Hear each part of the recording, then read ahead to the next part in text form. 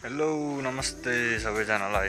आज चाहिँ म गोठालो गर्दैछौँ यहाँतिर बाख्राहरू यति नै। आज चाहिँ म यो पारी देखिरहेको छ यो हाम्रो गार्दिम गाउँहरू। आज घुम्न जाँदैछौँ अनि भिडियो एकदम रोचक हुनेवाला छ अनि तपाईँहरूले भिडियोलाई अन्तिमसम्म हेरेर साथ दिनु होला। अब चाहिँ म घरबाट खाजा खाएर हिँडिसक्यो। अब चाहिँ म तपाईँहरूलाई पर पुगेर देखाउने छु है त।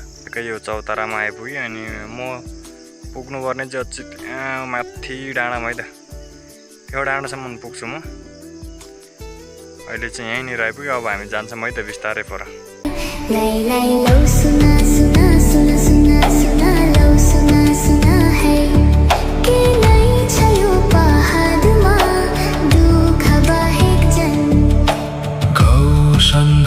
यतापट्टि आइपुगेँ म चाहिँ अनि पर चाहिँ धान रोपाइँ गर्दै रहेछ अनि हाम्रो चाहिँ हिजै हाम्रो कुरा सकिसक्यो।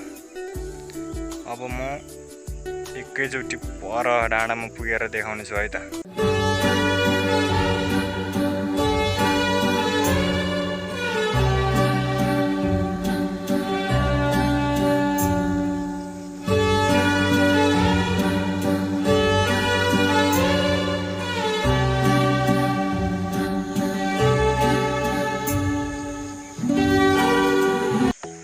अब चाहिँ हामी ठ्याक्कै तेमलकोमा आइपुगिसक्यो है त।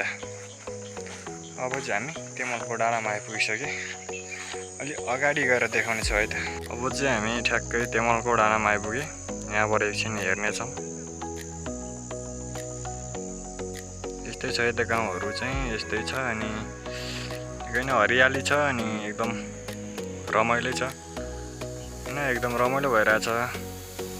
अहिले चाहिँ हामी घाटको डाँडामा आइपुग्यो। यहाँबाट एकछिन हेर्नेछौँ।